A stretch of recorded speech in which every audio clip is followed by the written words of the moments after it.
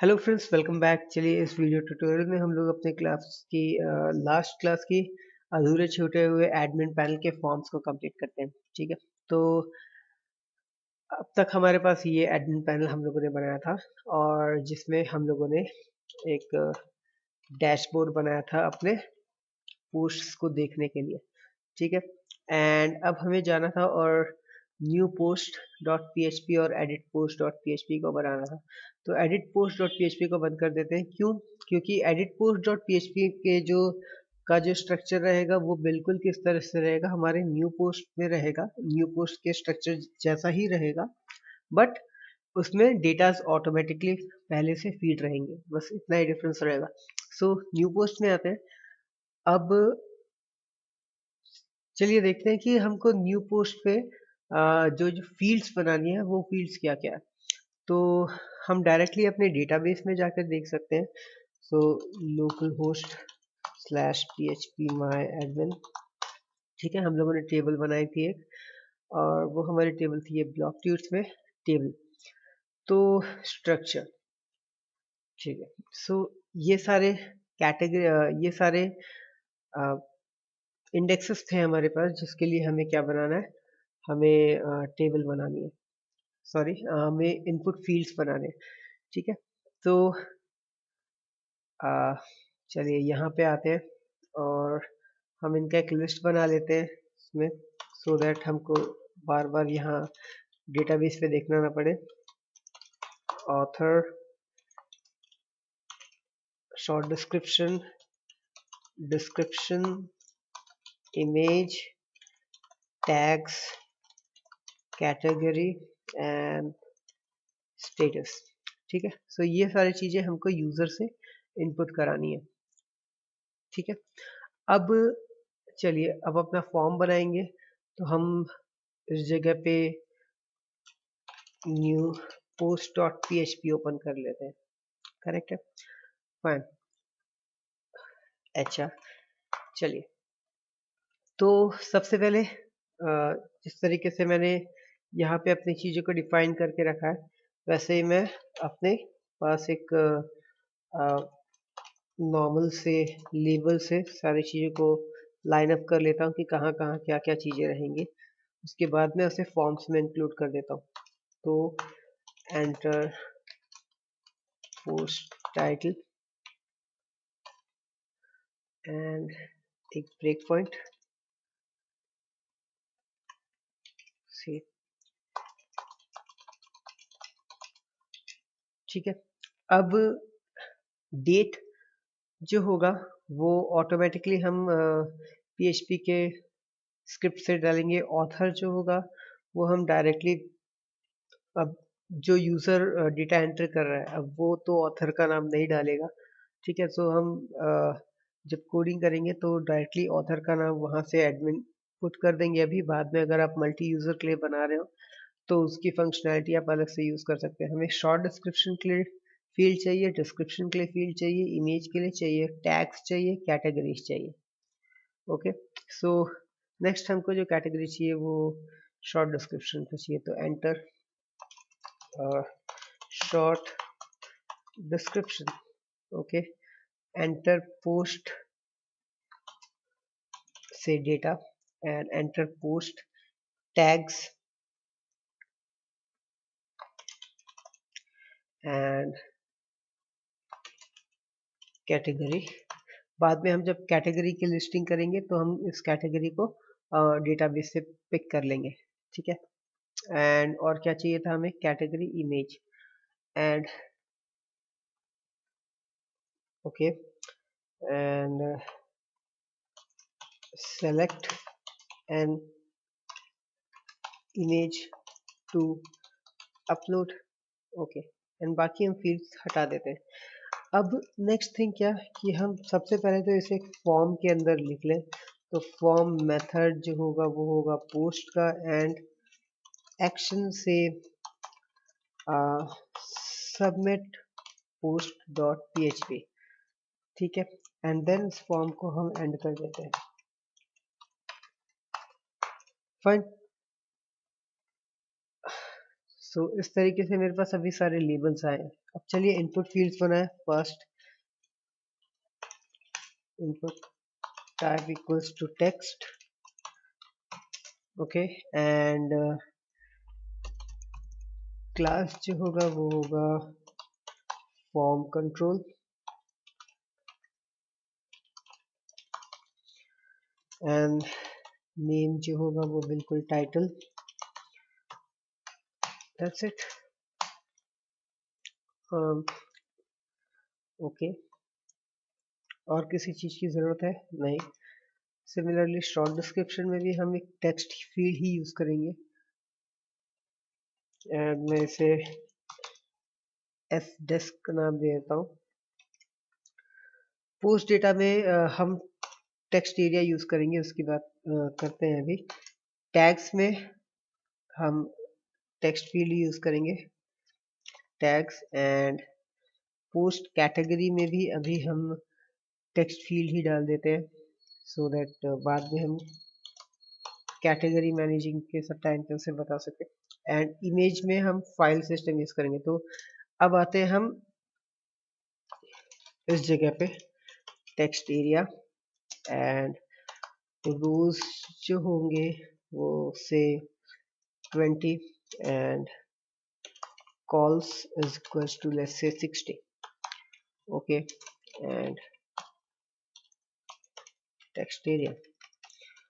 और इसे भी हम चाहें तो क्लास दे सकते हैं, फॉर्म कंट्रोल। उसके बाद आते हैं हम इमेज के लिए, ठीक है। So for image input type is equals to file,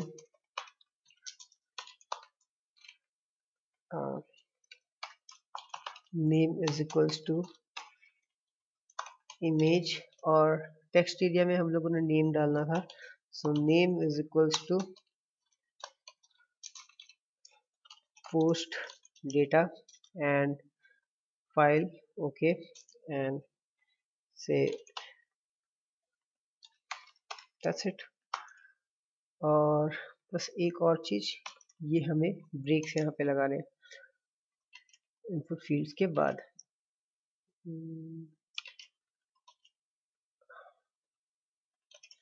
and one last thing जो हमारे पास बच गया है वो है input type equals to submit,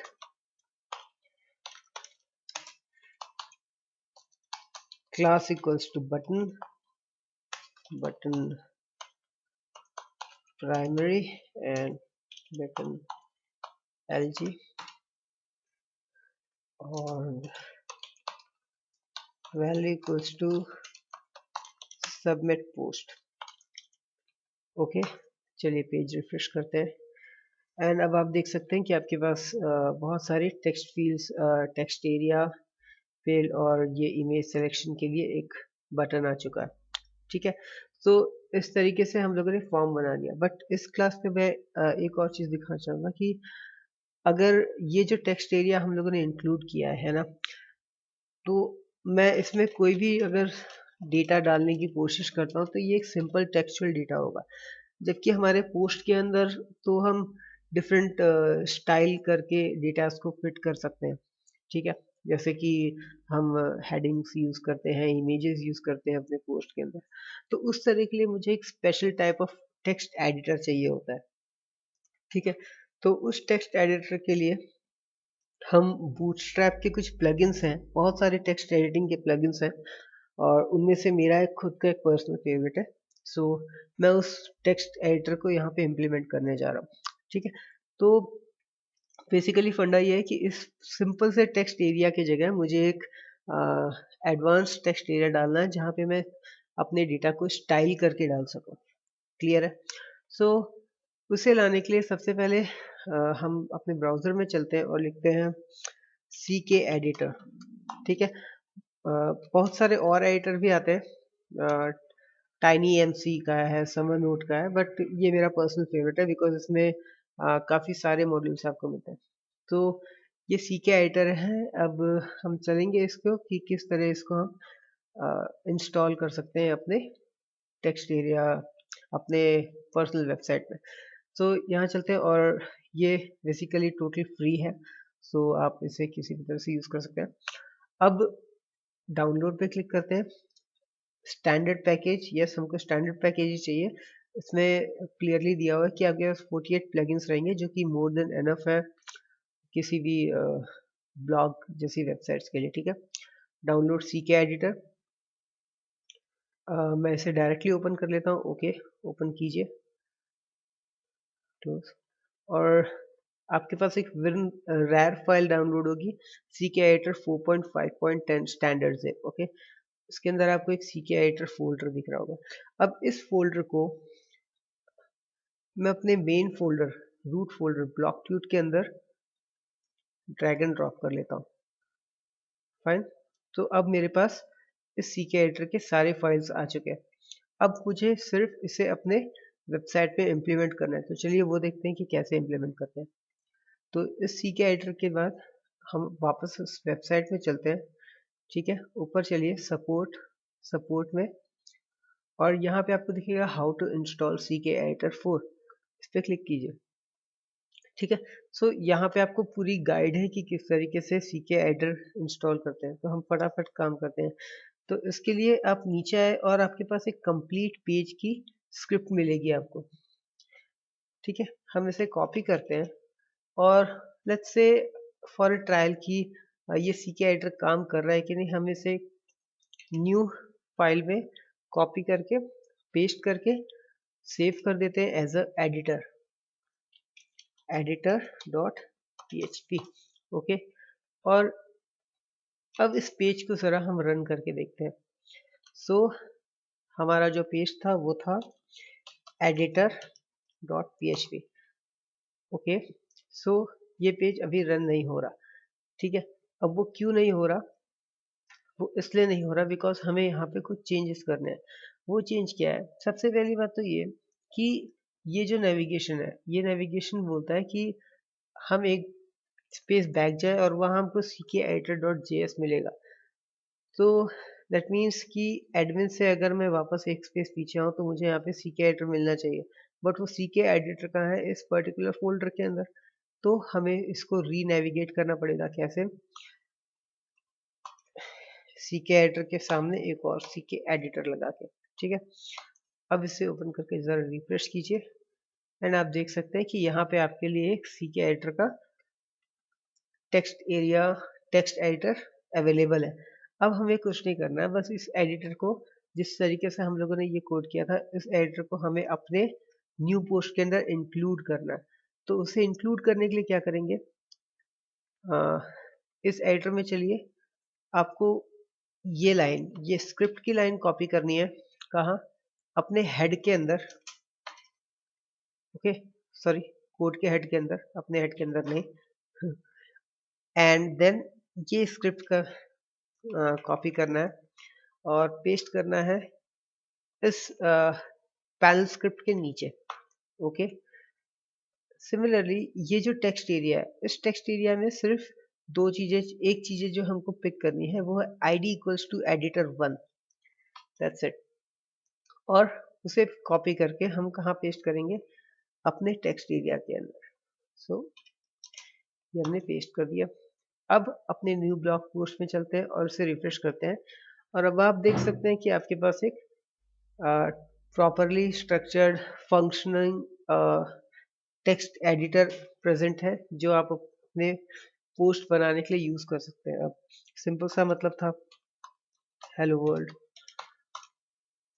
अब ये एडिटर क्या कर सकता है? इस एडिटर के थ्रू हम अपने स्टाइल्स को, अपने डेटास को स्टाइल दे सकते हैं। For example styles italic, okay, और अगर आपको उसे हाईलाइट करके रखना है तो हाईलाइटेड, और हेडिंग 2 है, हेडिंग 1, आपको इमेज इंसर्ट करना है तो इस जगह पे आके आप इमेज इंसर्ट कर सकते हैं। तो अगर आप बेसिक माइक्रोसॉफ्ट वर्ड जैसे एप्लीकेशंस यूज़ किए हैं तो उनके कुछ फंक्शंस यहाँ पे भी है, और साथ ही आप अगर इसका सोर्स देखना चाहें तो वो आपको एज अ सोर्स कन्वर्टेड भी दिखाता है, ठीक है। और भी बहुत सारी चीज़ें हैं चेंजेस करने के लिए, जो आप इस गाइड में पढ़ सकते हैं कि किस तरीके से आप इसके क्लासेस को या फिर इसके डिफरेंट डिफरेंट स्टाइल्स को यूज़ कर सकते हैं। ठीक है, तो सीके एडिटर का इस तरीके से हम अपने पेज के अंदर इम्प्लीमेंट कर सकते हैं। अब ये हो गया हमारा न्यू पोस्ट का पेज। ठीक है, तो हमारे पास सारे वो फील्ड्स हैं जो हमको यूजर से डेटा लेकर के इम्प्लीमेंट करना है, ऐड करना है हमारे डेटाबेस में। अब बच गया क्या, हमारा सॉरी हमारा एडिट पोस्ट का पेज। ठीक है, तो एडिट पोस्ट के पेज में कुछ नहीं होगा अभी के लिए। हम इस पूरे कोड को कॉपी करके इस जगह पे पेस्ट कर लेते हैं और से सेव कर लेते हैं।